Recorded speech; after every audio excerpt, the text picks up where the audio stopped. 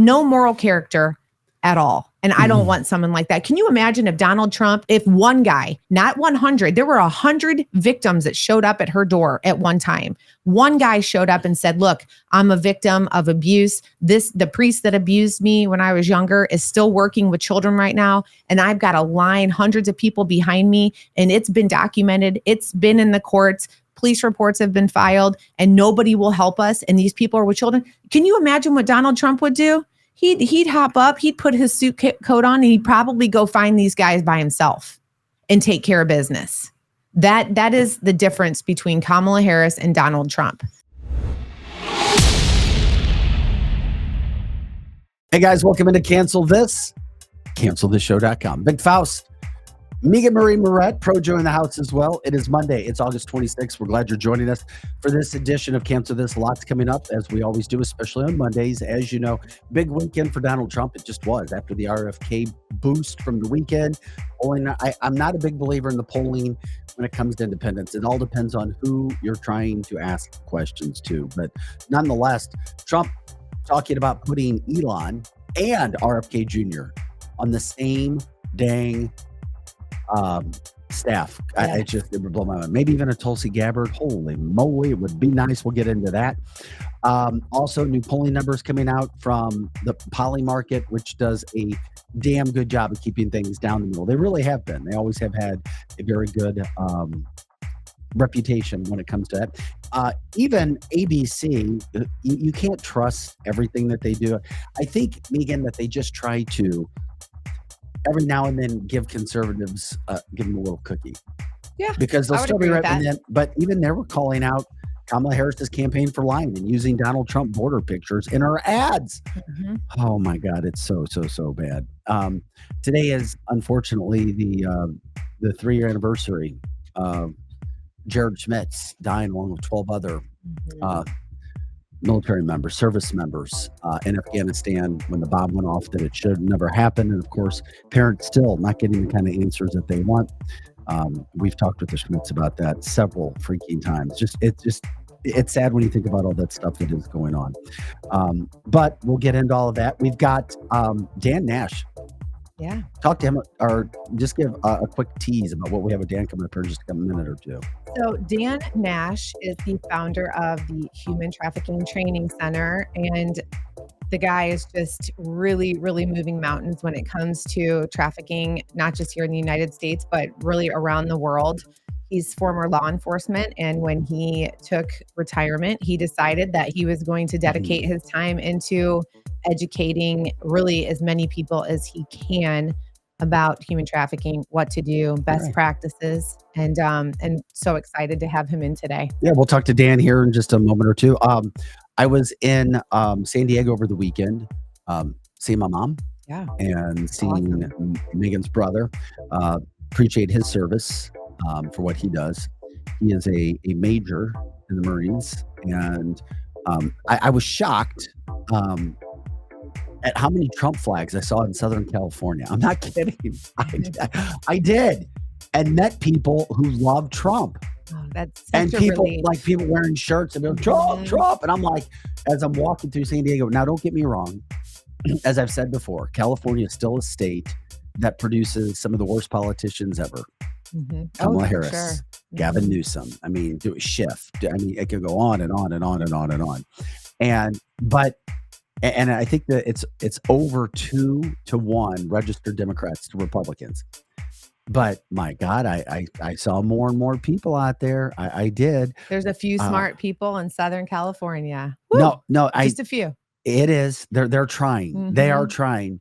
But it was interesting because we were down near the beach in downtown San Diego, near the water, and there were 2 massive stands selling Trump gear and nothing else. Really? Yes. And I'm like, was what? Anybody there? My phone was. Yeah, there were a couple of people, good. but it had some of the best Trump gear you could imagine. Really? Right there in the middle of all the restaurants and everything else. And I'm like, damn. Yeah. I was like, the media will tell us to do this and do that, but I don't know. Did you get some swag? No, I didn't. No? My phone was dead at that point in time, but my mom listens to the show. Mom's up, and she does her own. She does podcasting. Her and my stepfather, they put out information when it comes to ministry and trying to help people from a relationship with Jesus standpoint. But I've never, I was give my mom a shout out because there's mom. Oh, so There's sweet. mommy. Yes. So sweet. she lives in Temecula. And they love it. And she's been telling me for years, we fight the good fight out here, Vic. We fight the good fight with all the crazies in California. Yeah, that's for darn sure. Yeah, so we enjoyed that. And then a picture of Megan and I enjoying dinner. So that was nice to get out and great picture get to San Diego. Thank you so Love much. That one. So anyway, I just love what we see. I do see people change. The last time I was in California, all I'm going to say is it was different. It was. There's more and more conservatives. There just are. Yeah. There's still the wacko, tobacco, everything else going on out there. Well, that's never going to change out in California. It's always going to be that way. But it surprised me a little bit. So we appreciate everybody jumping in, liking, subscribing, sharing the show. We're here till 10 o'clock ish. Please let people know what's happening with our show. We wanted to bring in a friend of yours for a little bit here. Somebody who you talk about near and dear to a lot of the work that you do. And I wanted you to introduce Dan. And Dan, I just say it's nice to meet you. I'm glad you had some time to come in with us as Megan introduces you to our audience. Yeah. Dan, are you there? Hey, good morning. Good morning. How are you both? Oh, good. Thanks so much. So Dan and we recorded a couple episodes last week on my podcast about trafficking. So thank you so much for taking time again to come back and talk to me. So this is Dan Nash, and he is the founder of the Human Trafficking Training Center. Like I said, he's former law enforcement and has really decided to dedicate his time into spreading awareness and educating law enforcement, anybody as far as medical or advocates on what to do, best practices on trafficking. And you're really, really, you're moving mountains. And you had a really big day last Thursday. I wanted to bring you on and let everybody know what exactly you did. You had basically a sting operation that went nationwide, really. How many states were involved? We had 13 states involved, from all the way from Florida to California, from Spokane, Washington to New Jersey. Yeah. So, okay. Will you tell everyone exactly what you did? What was the goal and how did you do it? And tell us what ended up happening. Our goal was to bring law enforcement together and get law enforcement properly trained, which we have been doing for the last 3 years, or trying to do that. And then bring some of these law enforcement officers that were properly trained in human trafficking, because most people think that law enforcement is, but that's actually a fallacy. Only about 17% of law enforcement in America have any human trafficking training whatsoever. So most law enforcement officers that you see on the street, they don't know what human trafficking is, and they don't know what to do about it because they're not trained. So our goal was to train these officers across the country, and then to bring them together in kind of a grassroots operation to identify trafficking victims and arrest traffickers. And that's pretty much what we did last Thursday. Yeah. And so how long, how many hours were you at it? And tell us a little bit about how the operations went. What did law enforcement do in each of those 13 states? What was the operation? What did it entail? And then what were the results? So the operations varied a little bit from state to state. We left it up to each individual state as to how, the logistics were going to go based upon the resources that they had and those kinds of things. But in a nutshell, we wanted to identify trafficking victims and arrest traffickers. And it started a little, because of the time difference between the East Coast and the West Coast, there was a little bit of time difference. But really, we started probably mid-afternoon for the most part. And then we were done around midnight or 1 a.m. Central Time. And some of the folks on the West Coast still had a little bit left to do, so they got done a little bit later. But during this one day, it was just one day, we basically offered services to 94 adults. We offered services to one juvenile, and then we took another juvenile into protective custody. We detained, arrested, or identified 39 adults, and then we seized about $292,000 in U.S. currency. Yeah, congratulations. Talking with Dan Nash, he's the founder of the Human Trafficking Training Center. Dan, I know this is a situation that's been around forever, and I know it goes It's not just a quote conservative deal or a liberal deal. It's not a political situation that you're trying to deal with. But I am curious, do you find that there are laws that are being put on the books, or do you find certain politicians or a certain side is pushing harder to try to protect those when it comes to the industry that you're working in? Typically we see a little bit more, what's the word I'm looking for? More robust laws probably, and more opportunity to try to do something from probably the Midwestern and the Southern states typically. I think that's Mhm. relatively, common knowledge. Most of the states, I see a lot on LinkedIn and social media in general about, oh, we need to pass new laws. We need to pass new laws. That's actually not really the case for the most part. Most states have pretty good laws when it comes to human trafficking. Some states obviously are better laws than others. There is a federal law on human trafficking called the Trafficking Victims Protection Act, the TVPA, which was passed in 2000. So we do have laws on the books. The real problem with human trafficking is law enforcement's not trained. And so if you are a convenience store worker or a hotel worker or a casino worker or a truck driver and you see something and you call 911 to report it, whether law enforcement will do something with that information or not is going to mostly depend on whether or not they're trained or not. What I see across the country is if most law enforcement is not trained in human trafficking, they don't understand what to do. They don't get it. They don't understand, and it's not their fault. They just don't understand, and they'll typically do really nothing. And the reason for that is because they don't want to get in trouble. They don't want to make the situation worse for a victim. They don't want to end up in the sheriff's office or the chief's office or somewhere like that. They don't want to get sued, and they don't want to end up on CNN. So why would they do anything? Yeah. Well, and I think it's really important to reiterate to people that this is not a situation where it discriminates.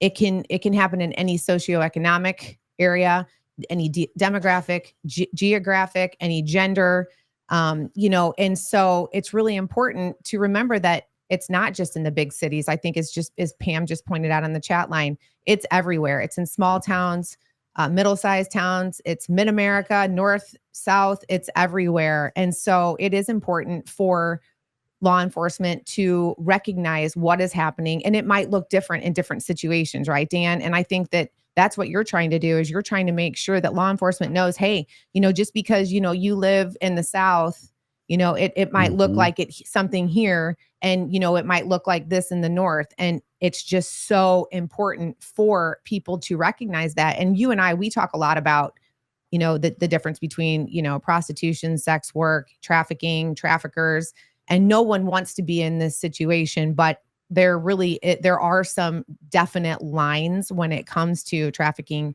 versus prostitution, sex work, and that's where the training is just of the utmost importance, to make sure that you know what to do, the questions to ask, the questions not to ask, and then what happens in what you call operations. And you do some of the most amazing training. I've been to it. There's a lot more that I need to get to. And so you've heard me say this before. I feel like I cannot read anymore. I cannot research anymore. I cannot watch anything more. Just when you think you really know a little bit about human trafficking, you go sit in a class like you offer, and you're just like blown away. And you realize that there is still so much more to learn, and so much more awareness that needs to be shared. And so moving forward, you just keep continuing to get to as many law enforcement officers as you possibly can. And I want you to tell us just a little bit about what happens. I know because you and I talk about it, but I want people to hear, like, when you go and you do these trainings, and these are sometimes big cities, sometimes, smaller cities, but what happens after you educate these people, the phone calls that you get, and what happens. So it happens pretty much immediate. I mean, the analogy I like to use is that, how do you expect a law enforcement officer to arrest a drunk driver if they don't know what a drunk driver looks like driving down the road, right? I Yeah. mean, they have to know what that looks like, and then they have to be able to walk up on the car and smell the odor of intoxicants and see bloodshot, glassy eyes and slurred speech, and be able to do a field sobriety test on the side of the road and all these different things. They need skills, right? They need skills. And most people think that, well, law enforcement already has that. And the answer is they don't. They just do not have it. I never had it as a state trooper. I was never trained in human trafficking, and most law enforcement is not. And people think, well, it's just like the small towns. It's just the small little towns that don't have training. And that's actually not true. So I'll give you an example. So most people think, well, the FBI, they got 5,000 FBI agents across the country. They're surely trained. No, they're not. They had zero human trafficking training in any academy. So the idea that all these law enforcement officers are trained is just not true. But once we train them, and they understand and they have these skills of not only being able to identify what trafficking is and what it looks like, but then being able to do something about it, how to interview a trafficking victim, how to gather the evidence, and how to do all this stuff. It really changes immediately. So just for as an example, this year, we've taught about 3,600 cops so far this year. And those 3,600 cops have left our training and found 364 trafficking victims. The quickest was 4 hours and 15 minutes, and the youngest was 11. So it happens really, really quickly. But you've got to train them. You've got to train the police. You got to give them these skills. How do you do this, though? I mean, where do you go today? How can people help? Can they ask their local police departments? Can they contact somebody? Yeah. So if you want to get involved, I would basically contact my local police and say, are you trained in human trafficking? And who knows what they may or may not tell you. If they tell you that they are trained in human trafficking, then I would ask them 2 different questions. Number one, is it skills-based training or is it awareness-based training? Because 98% of all the training in America is awareness, which is great for everybody else, but it's not good for the police because it teaches everyone else what to look for and then to call 911. Well, the police are 911. They have no one to call. So they have to have skills, right? That would be the first question I would ask them. And the second question I would ask them is, what kind of screening tool do you use to screen human trafficking victims, right? And most law enforcement, the screening tool is, hey, are you being trafficked today? Is someone forcing you to do this against your will? And 94% of people in America will say, no, I'm not. And then the police go, oh, okay. Well, then I guess you're not being trafficked. I guess you're just a prostitute. Yeah. Well, and to kind of parallel that, kudos to you for also training a lot of, whether it's the doctors, nurses that are in hospitals, ER. Just the week before last, someone that was in your training over the summer reached out to you. She's a hospital nurse here in the St. Louis area, and was able to identify someone that was being trafficked. And it was in fact disclosed to this nurse. And before they let this woman go, they remembered, oh my gosh, okay, this woman is being trafficked. And you kind of get into almost like a panic. Your adrenaline's going, we've got to do something. And reached out to you. And then in turn, you reached out to me, and we were able to line up getting this woman, some help. And sometimes they follow through with it. Sometimes they don't. But just outside of law enforcement, you're able to train these medical professionals, how to identify, how to get them to talk about it, and then what to do moving forward. And that is just huge, because without those conversations happening, these people cannot be helped. Because like you said, Dan, they're not going to show up, are they? Especially children, and go, yeah, guess what? Was hanging out with my trafficker. I've been barricaded inside an apartment for, 18 months with little food, no phone, and it doesn't happen that way. So it's really important to know the correct conversations. And like Landon just said on the chat line, he's been a truck driver, and he's thought about getting involved, and they've got, the Truckers Against Predators and all these other things. But, and Dan, you and I have talked about this. It's really important for people to know that there is a way and there is a process. There's a lot of people going out right now, a lot of vigilantes. It's a really big thing. Everybody's wanting to go out and rescue all these people, and everybody's posting missing kids and missing people on social media. It's really important to contact law enforcement first and foremost. Do not go out and try to rescue people, because you will end up hurt, possibly killed, or so will the victim. So it's really important to make sure that. Yeah. And there's so much, information out there about trafficking that is completely not true and accurate. I mean, we watch movies like Taken and The Sound of Freedom, and we think that's what trafficking looks like, but that's actually not true. Most people think, oh, these kids are being abducted off the Target parking lot. That's not trafficking in America. Your kids are not being abducted off of a parking lot and trafficked in America. That is not what we see. It's all about grooming. It's all about manipulation. It's all about vulnerabilities. It's all those kinds of things. It's not somebody that's being trafficked. And it's not that these trafficking victims are going to come running to the police and jump in our arms and go, oh my God, I'm being trafficked today. Please help me. Please rescue me. Please save me. That's not how this works. They're not going out and giving hand signals. They're not doing these things. So you have to have the skills to be able to identify the stuff first, but then you have to know what to do and how to handle a trafficking victim, from their trauma bonding and their PTSD and all the other stuff that goes along with them, because they're just not coming forward. That's not how this works. Yeah. So again, one more time. So last week during your operation to try and arrest as many traffickers as you could and to rescue as many victims as you could, what were the numbers again? 39 adults were detained, arrested, or identified. We had 94 folks that were adults that were offered services to include food, lodging, counseling, therapy, drug rehab, long-term trafficking shelters, all those kinds of things. We had one juvenile that was offered those same services, and then another juvenile that was taken into protective custody because she was that juvenile was the child of someone that we believe was being trafficked, and the trafficker was really using them as a ploy to traffic this person. And then we seized $292,000 in U.S. currency.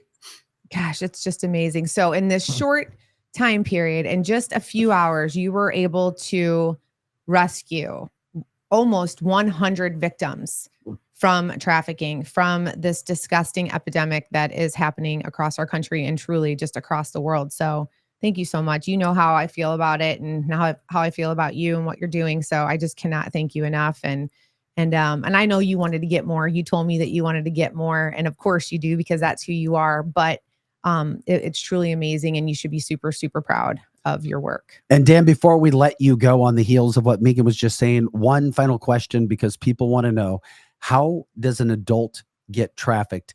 And is this a grooming thing that starts with drugs? It could be a grooming thing that starts with 50 different things. It's all about vulnerabilities. Do traffickers get their victims addicted to drugs? Yes, that's a great way to control someone, because now not only am I your trafficker, but I'm your drug dealer. But the other thing you have to think about is, if I was being forced to have sex with 10 or 15 men a day, would you do drugs too? I would. I'd drink a fifth of whiskey and probably do heroin if I was, being forced to have sex with 15 men a day. So sometimes they'll do it as a way just to survive mentally. And then most of the time, the traffickers get them addicted to drugs because it's a great way to control them. But yeah, 2/3 of all trafficking victims in America are adults. So people think it's just children, but that's actually not true and accurate. 2/3 are adults. About 1/3 are children. About 3/4 are just American citizens, and about 1/3 or 1/4 are international victims. So most of them are just here. And Megan said something earlier. If you have people, you have trafficking. That's it. So 1/3 of all trafficking in America is done by what we refer to as family and friends. So that is your husband, your wife, your girlfriend, your boyfriend, your mother, your father. And typically of the mother and father, typically it's more the mother that is the trafficker than the father. So 1/3 of all trafficking in America is what we refer to as friends or family. So I think people don't understand that. They think it's just all these horrible people. And they are all horrible people, don't get me wrong. But it's people that that are 1/3 of all the traffickers in America. Yeah. And you guys, all these questions are so amazing. And it's not really kidnapping. And like Dan just said, it's adults. It's children. It happens anywhere. There's so many vulnerabilities. There's substance abuse. There's runaways. There's people that have mental challenges. There's people that truly are just out trying to survive, to eat, to live, to find shelter. There's so much.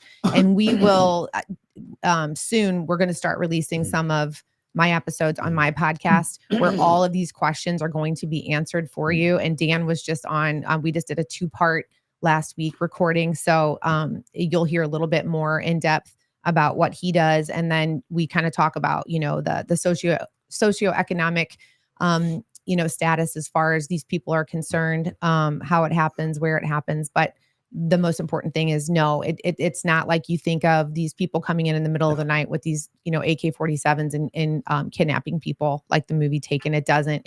Unfortunately, it happens a lot simpler than that. And it happens right here in our communities. Well, Dan, thank you so much for taking the time to join us. We'll check back in with you. And of course, we'd love to promote everything that Megan's doing, and we'll promote her podcast coming up, because there's so much that you can find out with Megan and with Dan, even on a longer vision than the over 20 minutes that we've done here. So Dan, God bless you. Thank you for what you do. Yeah. Thank you. Remember, Appreciate you having me.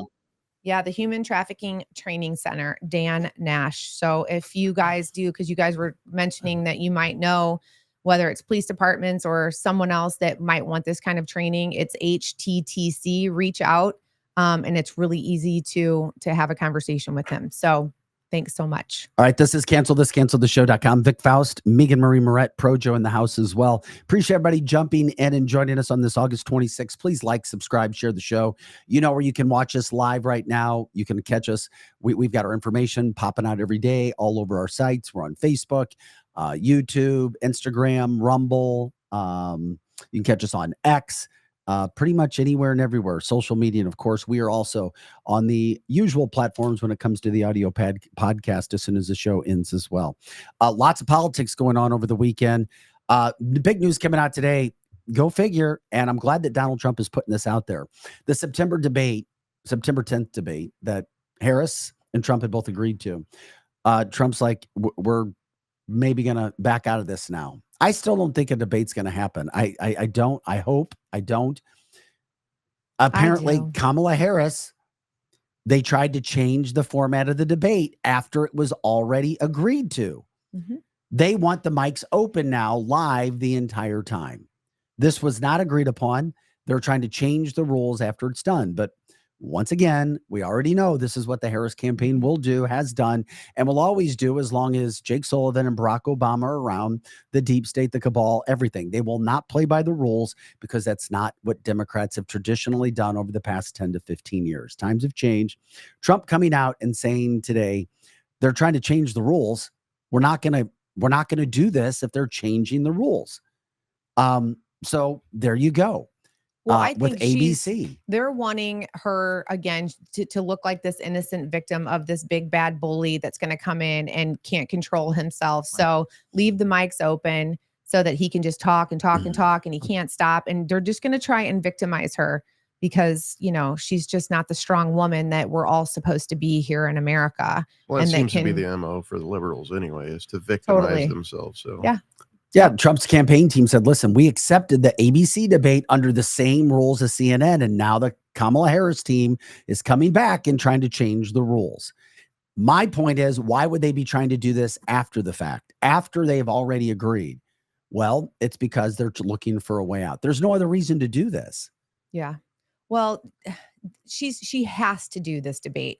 They won't allow her to do interviews, so they have to get her out. Well, so she's not intelligent enough to do interviews, and she can't handle it. Well, apparently she's supposed to do an interview this week, but guess what? She's got her sidekick, old dangerous Tim Walz is going to be with her because she's not competent enough to take on her own interview by herself. So the first interview that she's going to do in over 30, how many days is this now?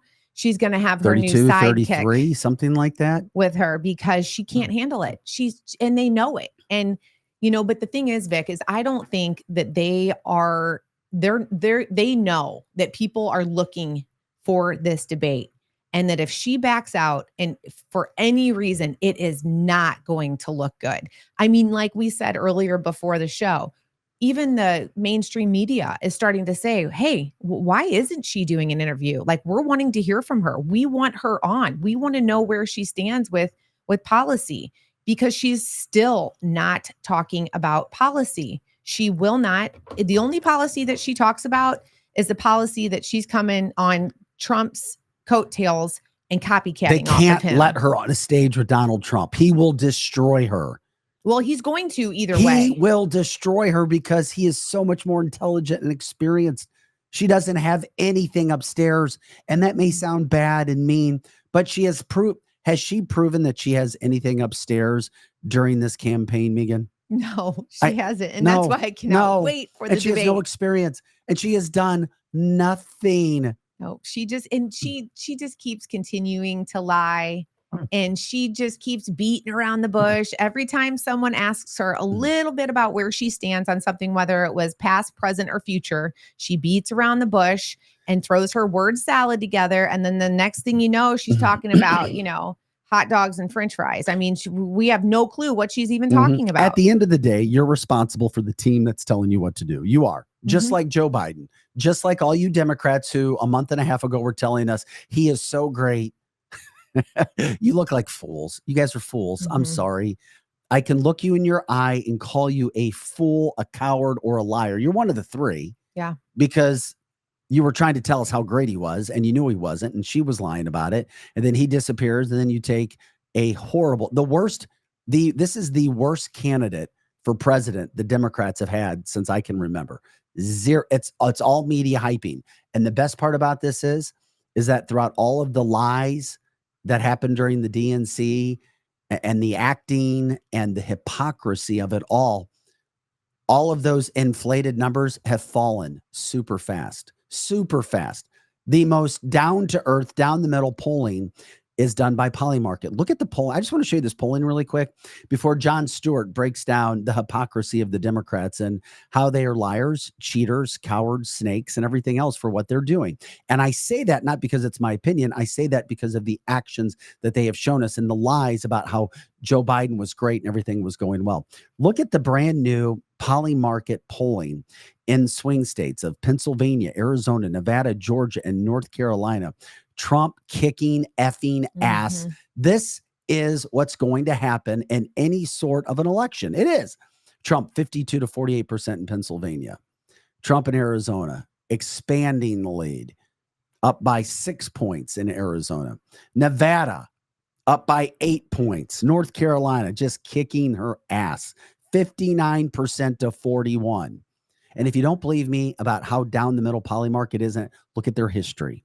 I know polling. I've studied a lot through 25 years of news. The last place you should be looking for polling is ABC, CBS, NBC, Fox News, because they're all bullshit polling. Georgia, don't even show up, Kamala, because you and your supporters are going to get your ass kicked in Georgia, where we all saw all of the problems in the 2020 election, especially in Fulton County. You're getting your ass kicked, Kamala. Democrats, you are getting your asses kicked right now. I'm sorry. Yeah. So if you want to call up, oh, she's doing great in polling, she hasn't even spoken to anybody because she can't. And you know that when you look in the mirror, she has nothing to stand on. You're just hoping, oh my God, I hate him. I know my candidate's not good, but I hate him so much. No. I just hope that can go. Joel says, is interactive polls reliable? Not sure I believe in any polls. I agree. I'm just telling you that the interactive polling, the Polymarket polling, is some of the best that I've seen. And not because of the numbers, because it's been up and down too, but they go down the middle and they have a history of doing a pretty good job. Rasmussen as well. Yeah. Well, and people need to remember that, this is not a personality contest here. This is not a contest between Kamala Harris and Donald Trump's personality. Otherwise, I don't know that either of them would be necessarily in this race, but we have to start looking at policy and what is happening in this country. Inflation, for one reason. She wants to blame inflation on grocery stores price. Well, she calls it gauging, but price gouging their items. That is what she is blaming inflation on. And guess what? People believe it. People believe anything that she says. So if there was this, if it was truly about price gouging through supermarkets, she's had almost 4 years to do something about it. Why hasn't she done anything about it? She expects people to forget that she has been a main player in this administration, the current administration. People remember, she is currently the vice president of the United States. Joe Biden is the president of the United States. She has been, in a position where she could do something about all of these things. By the way, border, inflation. By the way, Donald Trump was at Arlington Cemetery today honoring the 13 service members who were killed in Afghanistan when the bomb went off and should have never went off, including Jared Schmidt. Thank you, Projo, for popping that up in regard to what happened that day. Today is the 3-year anniversary. We will do our best to bring that up. Lance Corporal Jared Schmidt. Mark Schmidt's come on the show several times. Guess what? Joe Biden, that piece of shit, is on another taxpayer-funded vacation. He doesn't do a damn thing, and yes, that upsets me. And everybody should be upset because he is the most vacationed president in the history of this country, and he has done nothing. Democrats have not called him out on it. Guess what? Kamala Harris has nothing on her schedule today. Is she there for it? Nope. She's not there because she'd be forced to get in front of a camera maybe and have to speak. Mm-hmm. See, we're about facts here. We're not about feelings. We're about truth. We're not about lies. Mm-hmm. That's the difference between conservatives and Democrats. And we prove it day after day. Guess who's there? Donald Trump's there today, showing you video of Donald Trump. We'll show you. Here's the video of Donald Trump. Donald Trump is there working, bringing attention to these 13 people who lost their lives. And when we talked with Mark Schmitz, the father of Jared Schmidt, he has said they had the person in their sights. They could have stopped it. They could have put a sniper bullet through this person's body and ended the threat, saving 13 American lives. Did they? No, they didn't. And of course, they're still having difficulty trying to get information. And of course, it was Joe Biden who stood on a tarmac checking his watch instead of paying tribute to these victims who were there.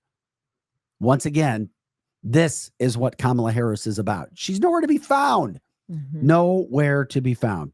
And now, you know what I would like to point out, Vic, that there are still about 190,000 Afghani people that were promised that when the United States of America left that country, they would take them with them. There was an agreement made. These people literally put their lives on the line to help the United States against the Taliban for 20 years. 20 years, these people dedicated their lives. And guess what? They're still sitting over there. And guess what? You know who's in charge? The Taliban. So they did all of these things for the United States, and we left them there. And they are still sitting there. The Biden administration has turned their back on 190,000 people. This is just in Afghanistan alone. Well, it's why Donald Trump calls it the most embarrassing moment Completely. in American history when it comes to foreign affairs. Absolutely. But the media, once again, the media will only put out what they want, which is why you can't watch or trust local media or national media because of what they do. It's wrong. It's sickening. And of course, they do not have our service members' backs. I asked my friend over the weekend, I was telling you about my girlfriend's brother, who's in the military. He's a Marine major. I said, are there military members that you know of who are Democrats or put that out? He's like, not one. And I said, are you shitting me? He said, not one. Once again, this shows you the Democrats are liars, cheaters, snakes, cowards, and even our service members know they don't have their backs. Mm-hmm. He's like, at the upper echelon, somehow they'll promote certain people, they'll get certain people in, quote, positions of power to try to use them and utilize them in a way that they need.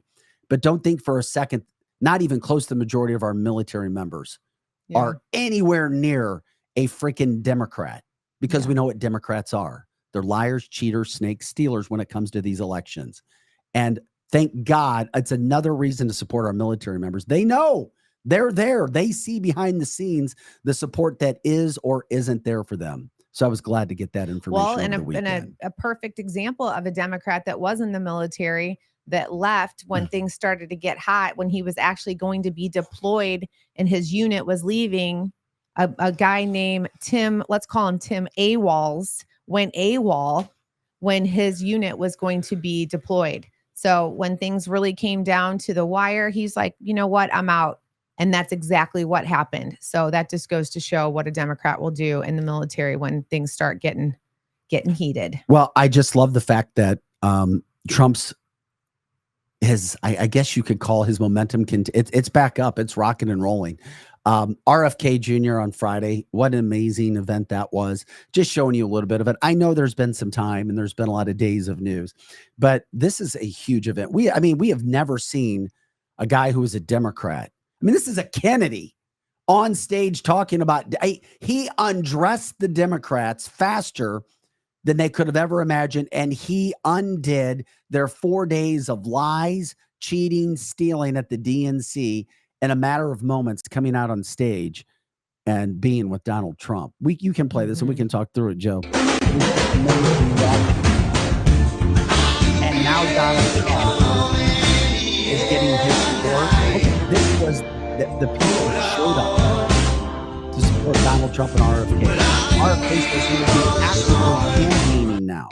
Actively campaigning for Donald Trump.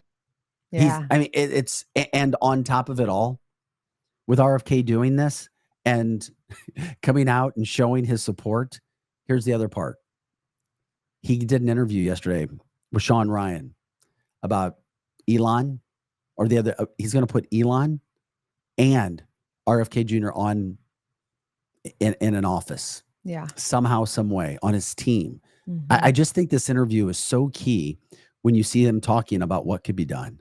I read that Elon Musk said that he would accept a position in your cabinet. Would that have to do with artificial intelligence? So if Elon you chose and I him? have a great relationship.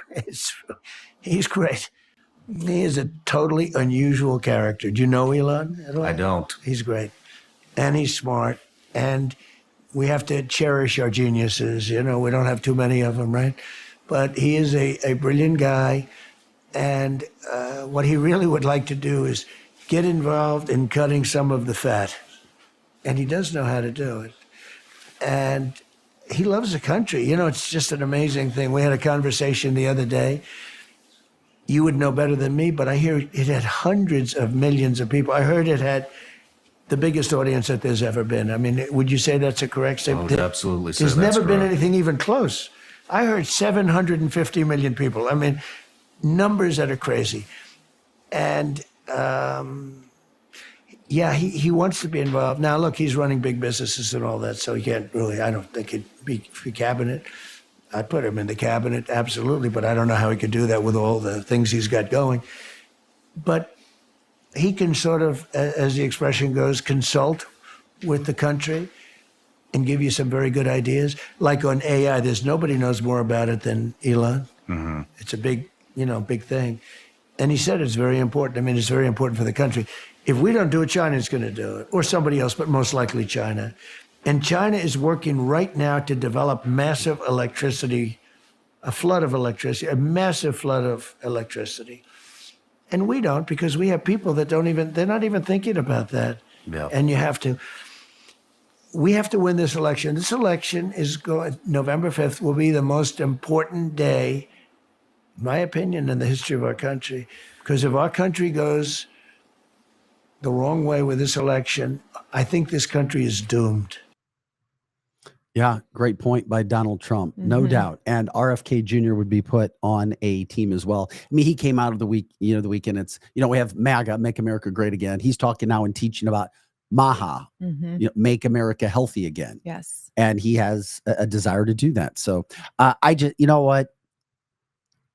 I think it adds something to Trump. I do. Well, I do. And I think even if it doesn't add anything to Trump directly, everything that he said in his speech, if you all did not get a chance to watch RFK speak last week when he announced his suspension and his support for Trump, it was so profound. It gave me chills.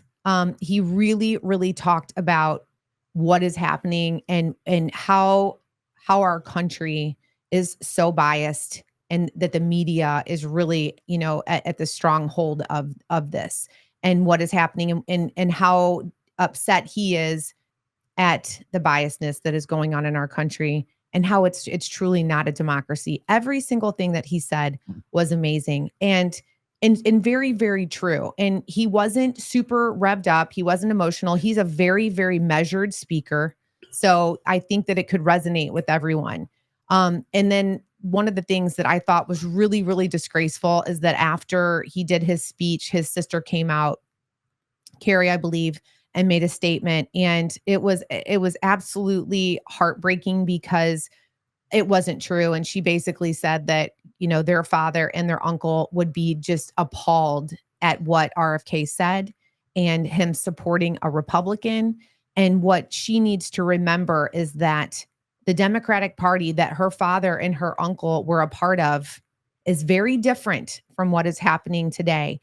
And the other thing that she needs to be very, cautious about saying, you cannot point fingers when you're going to be talking about your father and your uncle. Those two were not perfect men. There was a lot of shenanigans going on with the both of them.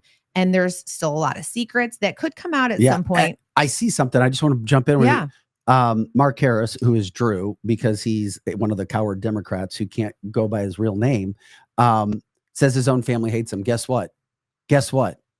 You need to look inside that family. I would rather be hated by my family if they were lying, cheating snakes like Democrats, and they are, with the history that they have, than to be loved by lying, cheating snakes in the family and then have somebody else. Just because your quote family hates you because you call out the bullshit does not mean there's a problem with them. It's a problem with you. We could talk about it's a mental illness. And I know that you have a mental illness, and I'm so sorry, but we let you on because if you didn't have our show to go into, nobody else would accept you. Yeah. And it's a Kennedy curse. And the reason for that is that they have done so many things. Chappaquiddick, Mark Harris. Why don't you go and let's look up Chappaquiddick? He's not intelligent enough for that. But, that's just one of many things. And I'm not here he didn't get very good school. I'm not here to try and degrade the Kennedy family at all. But what I'm saying is that they've got a history.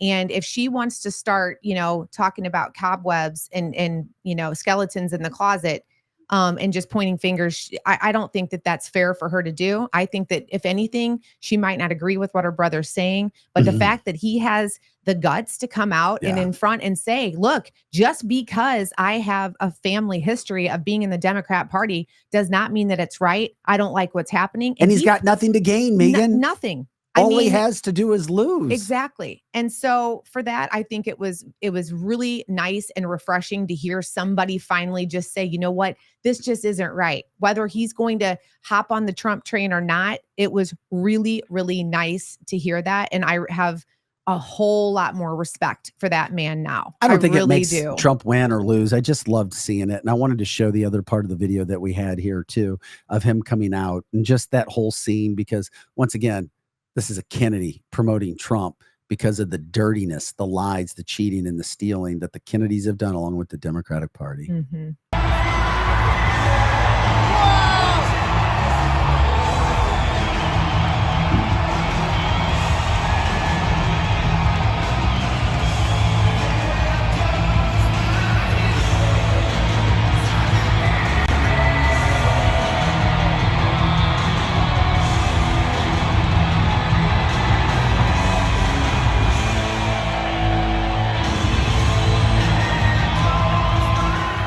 I just loved it. And of course, it's good. There's excitement, there's enthusiasm. All I hear within it, she gives us hope. Fake hope. We've got a man and a team that has done the job, that's talking legitimate policy, that's not afraid of cameras, that's not afraid to talk, that has patriotism, that has red, white, and blue, that has energy and passion behind it. Something the Democrats don't. The only thing you'll see with the Democrats now is Kamala is fake passion. It is fake. It is drummed up. It is not real. That is raw. That's as good as it gets. And of course, gives me chills as well. Me too. But there is hope out there. Okay. I love Jon Stewart's sense of humor. I don't love how he treated Trump during the New York trial when he did far worse than Trump was even accused of doing. But I will give him credit for calling out the DNC last week. And this is some of the best commentary on what the DNC did last week when it comes to hypocrisy that you will ever see. Jon Stewart, kudos to you, because this is good stuff. This is what should be on the nightly news, not being forced to go to a comedy channel. They had a guy yelling, "Screw the billionaires," followed immediately by a very happy billionaire. It's all okay if it's our billionaire.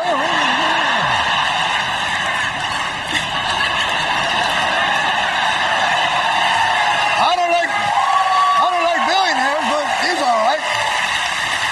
They had guys making fun of people for going to Yale, and a bunch of people who went to Yale. The Democrats had people who prosecuted sexual predators and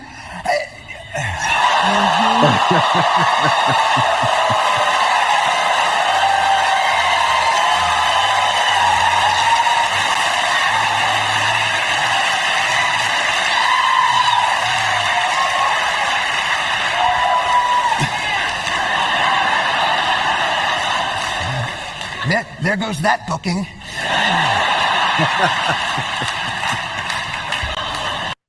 Yeah, that is great. Hey, by the way, somebody said you see the Foo Fighters are trying to sue Trump for using their song and donating the money to the Harris campaign. Whatever.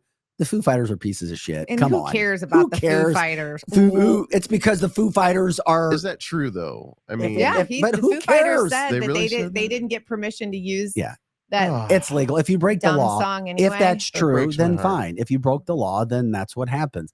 But still, once again, the Foo Fighters, nobody cares about the Foo Fighters anymore. No. They're has-beens, never was. Get out of here. They're just looking for dude, 5 they need seconds of fame attention. again. They do. Yes. They're thirsty, poor guys. And they Ugh. literally, they do look thirsty. They Get look a like they life. haven't had a Dave, drink of water Dave, in Dave, 25 years. Dave, get a life. Right. Dave, exactly. get a life. Okay. Yeah. You had your 15 minutes of fame. Bye-bye. Bye-bye. Oh my God. Thank you, Whatever. Donna. You're so sweet. She's like, Megan Marie, it's a rock group. I was kidding when I was replying to Mark Harris when I said, who are the Foo Fighters? Like, who cares? Like, there's way bigger fish to fry than the freaking Foo Fighters. The Foo Fighters hero is Donald Trump. Yeah, Foo-hoo. That's right. As a Foo Fighters fan, I'm heartbroken. I mean, You Oh, should be. I love You Foo should be. Fighters. I think we should put This- them on ban. But we're this gonna is what boycott the Foo happens. Fighters. This is what happens when dumbass entertainers who think they're cooler than what they really are, who think they're special and important, like Dave. Dave, you're a nothing, you're a nobody, just like the rest of us. But you want to act like you're somebody special. When they open their mouth, this is what happens. Hey, So and don't- I would like Hey, to I add, was able to separate the politics from Blink 182 with them. Just hey, I would never want to sit and hang with these dudes ever, but I'll listen to their music. Yeah. Hey, I would like to add one roast to Jon Stewart. And that I just thought it was so funny that you've got someone like Michelle Obama telling everyone, my parents raised me to be suspicious of people that had more than they needed, that had a lot of money. We're not going to talk about my mansions and my $160 million. Did Michelle Obama Michael at the said DNC. that? Oh, Big Mike got up. And My she parents said, taught me to be suspicious of people who were born men dressing like women. Yeah. and well, people whose chefs yeah. drowned in their lake. Yeah. But so, Mm. there you go.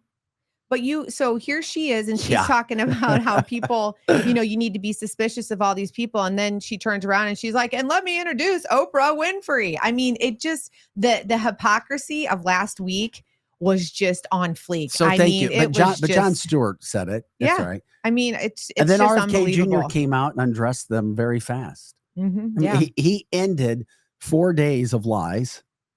Yeah.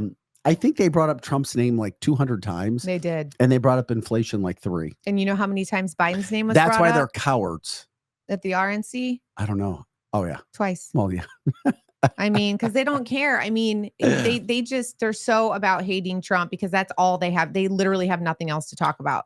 There's no substance at all of what's happening there and what happened last week at the DNC, except for the food truck abortion truck. So that now they we had have the pulled up. situation coming up with the debate.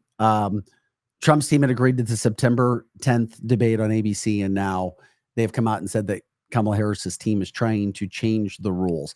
My humble opinion, once again, they're doing it because they don't want her on a stage with Donald Trump. Mhm. Try to make it would you want Kamala Harris, Megan, on stage with Donald Trump? I do. No, if you're her campaign team, No. Oh Would- my do you word. really want her No. on No a way. stage. No, it's gonna annihilate her don't. just like it did Biden. It's going to, they can think that they're on top of the Hell world. She's no. gonna go from a 10 to a -10 quickly. I mean, it's gonna happen. I cannot wait. Come on, let's go. September 10th. Let's have it already. It's gonna be good.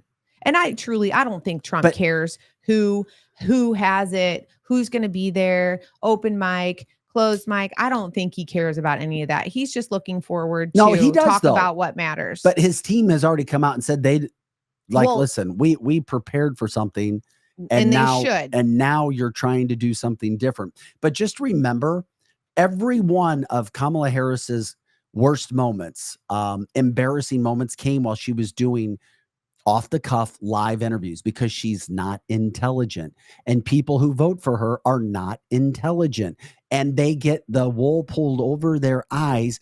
She can't do it. That's why she is avoiding pressers, avoiding media, because she doesn't have the skill level. She doesn't have the brain. This is a time where she can't get on her knees and make things happen. She has to actually use her brain and not a service. She can't handle it. Yep. She can't do it. You can't just get passed along. No, but they're working on her. I mean, she's been in training since the day she announced. She's been in training, but she is training. not speaking policy. No, and she can't. And she is not being asked questions that she doesn't know that are coming. Yeah, and he's going to nail her. And one of the things I hope, and I'm not sure that he will bring this up, but it's one of the things that really, really just gets me at my core. You know, when you're having conversations, especially with liberal people, with Democrats, which I still do, young, old, we have to educate them on as many things as we can, because they truly don't know. They think right now that, again, that it's Trump, bad man orange. Kamala Harris is the savior. She's going to save this country. She's been the best DA, the best AG, the best senator, and all of these, other titles that she's had. We know some of them are not good titles, right? But one of the things that I think is super huge to point out is the fact that she had people begging her when she was district attorney, in San Francisco, begging her to put away these abusers. One guy is named Joe Piscatelli.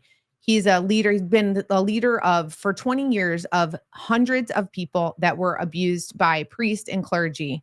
They went to her in 2004 when she, won the election for DA, and said, "Hey, we have all of these cases. These people are with children right now. They have not been prosecuted. We need you. We need you to help." And the prior DA was going to champion this and take care of all of these abusers, or at least investigate. That's fair. I think you should be able to investigate. But anyway, went to her and begged her and said, "Will you please look into these people? We have their names." There had been many police reports on these people. They just needed someone to go in and finalize and get these people away from children. They were still with children, and she wouldn't do it. She would not do it. They showed up at her office and begged her and said, "We need you to do something about this. They're going to continue to hurt more children." She used the statute of limitations as an excuse one time, and then they said, "Fine, okay, well, here's 500 new cases that aren't within, outside of the statute of limitations." And then she kept lying. And then she would say, "Oh, well, we need to protect the children's names." And this guy who's like 60 years old is like, I am the victim, and you can use my name." But not only that, the children's names were redacted from all of the court reports. So she was protecting the victimizers and not the victims. And so there's so many things that are really, really important for people to know. She was not a good DA. She was not a good AG. She was not a good senator. She was horrible at all of her titles. Every single winning. one. She's been passed up and passed along. And it just goes to show who she is, and that she has absolutely no moral character at all. And I don't want someone like that. Can you imagine if Donald Trump, if one guy, not 100, there were 100 victims that showed up at her door at one time. One guy showed up and said, "Look, I'm a victim of abuse. The priest that abused me when I was younger is still working with children right now. And I've got a line, hundreds of people behind me, and it's been documented. It's been in the courts. Police reports have been filed, and nobody will help us. And these people are with children." Can you imagine what Donald Trump would do? He'd hop up, he'd put his suit coat on, and he'd probably go find these guys by himself and take care of business. That is the difference between Kamala Harris and Donald Trump. And so people just need to do their homework and look at who's running our country, or who potentially has the ability to run our country. It's disgusting and disgraceful. Well, leadership is showing up at the anniversary of 13 Mm-hmm. military service members being murdered in Afghanistan during one of the most embarrassing moments in our foreign affairs history for the United States under the Biden-Harris presidency. Yeah. Remember, and that's who we remember today. Donald Trump is there, or he was there at Arlington National Cemetery. Joe Biden was on another taxpayer-funded vacation, the most vacationed president in the history of the country, and the worst one, who Democrats not too long ago were telling you is the guy who needed to be president. So remember that. Remember all the people, friends, acquaintances, military members, media, all of these fake people were telling you this. Where's Kamala today? Nothing on her schedule. She's not there because they know that that's who they are and that's who they represent. Before we get out of here, I want to give a special thanks to Complete Auto Body Repair. When it comes to repairing your car, it's the best place you can go to. A to Z with your vehicle, inside and out, including tires. Give them a call, 314-731-7999. I've taken my cars there. Love them. Love doing business with them. When you go there, please tell them you appreciate them advertising on Cancel This. You can also look them up on email, completeab.com. They have several jobs available as well. Check them out, completeab.com. Also, if you're looking for one of the best personal injury attorneys out there, if you've been in any sort of an incident, an accident, cars, trucks, motorcycles, it does not matter. If it's a workers' comp issue, if it's a freedom issue or a religious issue, you're not going to find a better, more qualified guy with a better record than David Gregory. Give him a call before you sign with anybody. 314-619-4230. Once again, 314-619-4230. And if you tell them that you're from Cancel This and they take their case, and he's not going to take your case unless he's going to win, you're going to get back more of a percentage. He's going to give back a percentage of what they would get and give it to you for coming and listening to Cancel This. David Gregory, you can catch him at conservativeinjurylawyer.com, conservativeinjurylawyer.com. Also, wequipusa.com. Check them out when it comes to renting items and putting items up for rent. Connect you with people in your area, wequipusa.com. Also backed by insurance. Just a really, really cool site. And who knows, maybe you can start a new trend there of items being rented. When it comes to Jonathan Heslop, he's going to be on the show coming up on Thursday. It'll be the all-male review. Megan will be gone. It'll be Eric Johnson, Jonathan Heslop, the owner of Rockwood Charcoal, and myself. Missouri hardwood charcoal, the best you're going to find in America. You can get it in your stores or you can get it on Amazon. And he also has Capriati Sandwich Shop. Open 8 a.m. to 8 p.m., new hours. They roast those turkeys overnight. They slice them and dice them the next day.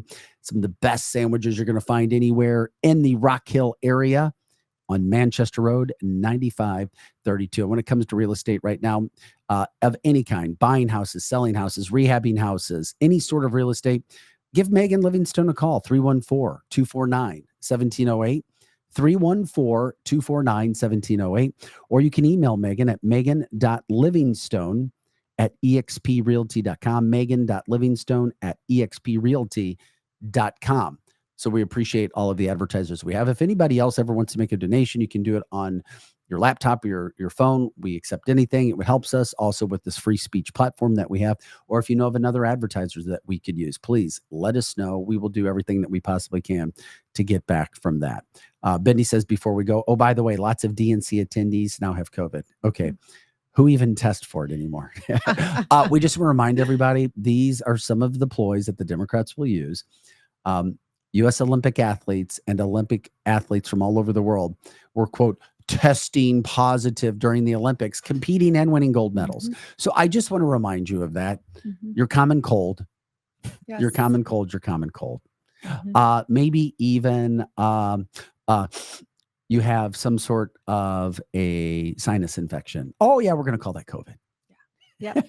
It's okay. We can do it. We can get through it. No reason to, run for the hills and lock your doors and, hibernate.